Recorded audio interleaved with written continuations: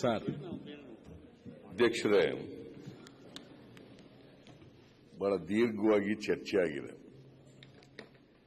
ಮೊನ್ನೆ ಮುಖ್ಯಮಂತ್ರಿಗಳು ಕೂಡ ಇದು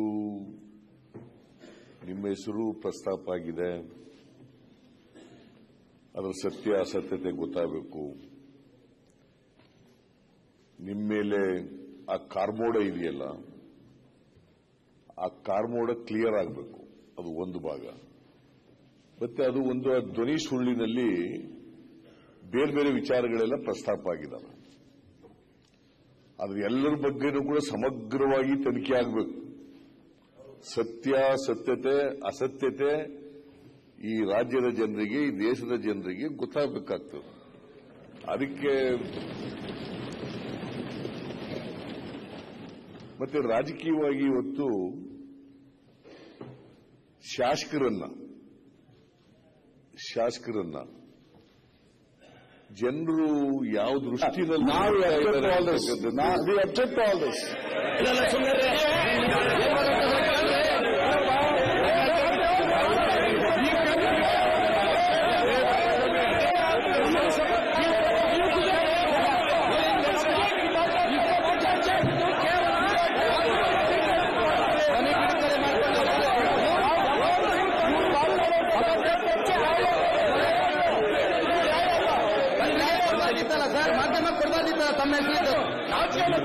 ಎಲ್ಲ ಕೂತ್ಕೊಳ್ಳಿ.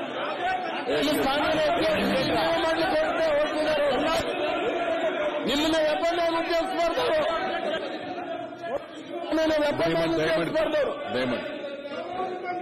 ನಾನು ದಯಮಾಡಿ ರಾಜೇಗೌಡ್ರೆ,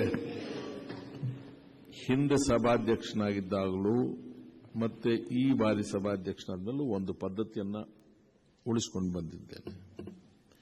ಸಭೆಯಲ್ಲಿ ಈ ತರ ಗದ್ದಲ ಆದಾಗ ಯೂಶಲಿ ಸಭಾಧ್ಯಕ್ಷರು ಎದ್ದು ನಿಲ್ತಾರೆ. ನಾನು ಹೋದ 5 ವರ್ಷದಲ್ಲೂ ಅಷ್ಟೇ, ಈಗಲೂ ಅಷ್ಟೇ ನಾನು ಎದ್ದು ನಿಲ್ಲೋದಿಲ್ಲ. ಮತ್ತೆ ಆ ಗಂಟೆ ಇದೆಲ್ಲ ತೆಗೆಸೇ ಬಿಟ್ಟಿದೆ, ನಾನು ಅದನ್ನು ಬಾರಿಸೋದೇ ಇಲ್ಲ. ನೈತಿಕ ಬಲದಿಂದಲೇ ಈ ಸಭೆಯನ್ನು ನಾವು ನಿರ್ದೇಶಿಸಬೇಕಾಗ್ತದೆ. ನಾನು ಇನ್ನೂ ಸ್ವಲ್ಪ ಕೊಡಕ್ಕೂ ನನಗೇನು ಅಸಹನೆ ಇಲ್ಲ. ತಮ್ಮ ಅಭಿಪ್ರಾಯ ಅಂತ ವ್ಯಕ್ತಪಡಿಸಿದ್ದಾರೆ. ಮಾನ್ಯ ಸಿದ್ದರಾಮಯ್ಯನವರು ತಮ್ಮ ಅಭಿಪ್ರಾಯ ವ್ಯಕ್ತಪಡಿಸಲಿ. ಮತ್ತೆ ಪ್ರತ್ಯೇಕ ನೀವೇನಾದ್ರೂ ಹೇಳಿದ್ರೆ ಹೇಳಿ. ಐ ಆಮ್ ನಾಟ್ ಇನ್ ಅ ಹರಿ. ಅಪರೂಪಕ್ಕೆ ಒಂದು ವಿಚಾರವನ್ನ ಬಹಳ ಗಂಭೀರದಿಂದ ಈ ಸಭೆ ಚರ್ಚೆ ಮಾಡ್ತಾ ಇದೆ. ಬಹುಶಃ ಮಾಧ್ಯಮಗಳವರಿಗೂ ಇವತ್ತು ಆಶ್ಚರ್ಯ ಆಗಿದೆ, ಈ ಸಭೆಗೆ ಈ ಯೋಗ್ಯತೆಯೂ ಇದೆಯಾ ಅಂತ ಅವ್ರಿಗೆ ಆಶ್ಚರ್ಯ ಆಗಿರ್ಬೋದು. ಇವ್ರು ಮಾಮೂಲಾಗಿ ಕಿತ್ತಾಡ್ಕೊಂಡು ಹೊರಟೋಗ್ತಾರೆ ಅಂತ. ಇಲ್ಲಿ ಕಂಟೆಂಟ್ ಇದೆ, ಅದರ ಪ್ರಾಪರ್ ಯುಟಿಲೈಸೇಷನ್ ಆಗಬೇಕು, ಟಾಲರೆನ್ಸ್ ಇರಬೇಕಾಗುತ್ತೆ. That is the price we pay for democracy. ಇಲ್ಲ, ನಾನು ಎಲ್ಲ ನಾಯಕರು ತಮ್ಮ ತಾವು ಯಾರ ಬಗ್ಗೆನೂ ಮಾತಾಡಿಲ್ಲ, ಮಾನ್ಯ ಯಾರ ಹೆಸರು ಪ್ರಸ್ತಾಪ ಮಾಡಿಲ್ಲ. ಯಾರು ಕೂಡ ನಾನು ನನ್ನ ಅಭಿಪ್ರಾಯ ಹೇಳ್ತಾ ಇದ್ದೀನಿ ಅಷ್ಟೇನೆ. ಮಾನ್ಯ ಸದಸ್ಯರು ಯಾರು ಕೂಡ ತಪ್ಪು ತಿಳ್ಕೊಳ್ಳಕ್ಕೆ ಹೋಗಬಾರ್ದು. ಆ ಕಡೆಯವರಾಗ್ಲಿ ಈ ಕಡೆಯವರಾಗ್ಲಿ ಯಾರು ಕೂಡ ಆಗಬಾರ್ದು. ನಾವೆಲ್ಲರೂ ಕೂಡ ಸಾರ್ವಜನಿಕ ಜೀವನದಲ್ಲಿದ್ದೀವಿ. ನಾನು ಬಹಳ ವರ್ಷಗಳಿಂದ, ಸುಮಾರು 40 ವರ್ಷಗಳಿಂದ ಇದ್ದೀನಿ ನಾನು ಸಾರ್ವಜನಿಕ ಜೀವನದಲ್ಲಿ. ಇವತ್ತು ಜನರು ನಮ್ಮ ಬಗ್ಗೆ ಏನ್ ಅನ್ಕೋತಾರೆ, ಏನ್ ಮಾತಾಡ್ತಾರೆ ಅಂತಕ್ಕಂಥದ್ದನ್ನ ಇವತ್ತು ನಾವು ಪ್ರತಿನಿತ್ಯ ಅನುಭವಿಸ್ತಾ ಇದ್ದೀವಿ. ನಮ್ಮ ಬಗ್ಗೆ ಬಹಳ ಲಘುವಾಗಿ ಜನ ಮಾತಾಡ್ಕೊಳ್ತಕ್ಕಂಥ ಪರಿಸ್ಥಿತಿಗೆ ಬಂದ್ಬಿಟ್ಟಿದೆ ಇವತ್ತು ರಾಜಕಾರಣದ ಬೆಳವಣಿಗೆ. ಇದಕ್ಕೆ ನಾವೇ ಅವಕಾಶ, ಇದು ಬೆಳೀಲಿಕ್ಕೆ ಅವಕಾಶ ಮಾಡಿಕೊಂಡು ಕೂಡುದು. ಇದಕ್ಕೆ ಒಂದು ಚರಣಗೀತೆಯನ್ನ ಆಡಲೇಬೇಕಾಗ್ತದೆ. ಅದಕ್ಕೆ ಸದನದಲ್ಲಿ ಇದು ಆಗಿರ್ತಕ್ಕಂಥ ಬೆಳವಣಿಗೆ ನನ್ನ ಪ್ರಕಾರ ಒಳ್ಳೇದೇ ಆಯ್ತೇನೋ ಅಂತ ಅನಿಸುತ್ತೆ ನನಗೆ. ಇದರಿಂದ ಒಂದು ಪ್ರೆಸಿಡೆಂಟ್ ಆಗಬೇಕು. ಇಲ್ಲಿ ಯಾರ ಬಗ್ಗೆ ಆದರೂ ಕೂಡ ಲಘುವಾಗಿ ಮಾತಾಡಬಹುದು, ಅವಹೇಳನಕಾರಿಯಾಗಿ ಮಾತಾಡಬಹುದು, ಅವಮಾನ ಮಾಡ್ತಕ್ಕಂಥ ರೀತಿಯಲ್ಲಿ ಮಾತಾಡಬಹುದು, ಅಪ್ರಾಮಾಣಿಕ ಅಂತ ಹೇಳ್ತಕ್ಕಂಥದ್ದನ್ನ ಧಾರಾಳವಾಗಿ ಬಳಸಬಹುದು. ಈ ತರದ ಮಾತುಗಳಿಗೆಲ್ಲ ಒಂದು ಕೊನೆ ಆಗಬೇಕಾಗ್ತದೆ.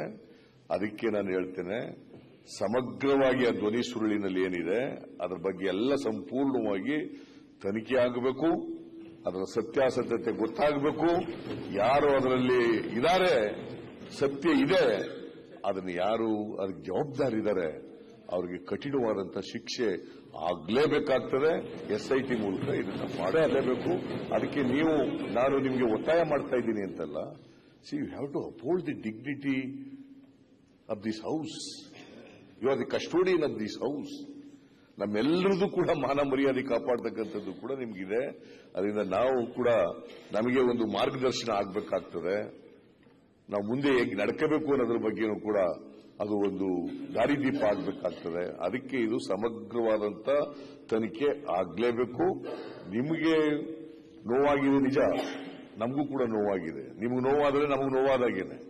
ಬಹುಶಃ ಅದಕ್ಕೆ ನಾನು ಹೇಳಿದೆ, ಈಗ ಶಿವಕುಮಾರ್ HK ಪಾಟೀಲ್ ಹೇಳಿದಾರಲ್ಲ, ಇದರಲ್ಲಿ ನೀವು ಎಮೋಷನಲ್ ಆಗಿ ತೀರ್ಮಾನಗಳನ್ನ ಮಾಡಕ್ ಹೋಗಬೇಡಿ. ಒಟ್ಟಾರೆಯಾಗಿ ಸಮಗ್ರವಾಗಿ ಸದನದ ಗೌರವವನ್ನು ಎತ್ತಿಡಿತಕ್ಕಂಥ, ಆ ಸ್ಥಾನದ ಗೌರವವನ್ನು ಎತ್ತಿಡಿತಕ್ಕಂಥ ಕಾರಣಕ್ಕೋಸ್ಕರವಾಗಿ ಸಮಗ್ರ ತನಿಖೆ ಆಗಲೇಬೇಕಾಗ್ತದೆ. ತಪ್ಪಿತಸ್ಥರು ಶಿಕ್ಷೆ ಅನುಭವಿಸಲೇಬೇಕಾಗ್ತದೆ. ಉಪ್ಪಿಂದವರು ನೀರು ಕುಡಿಲೇಬೇಕಾಗ್ತದೆ.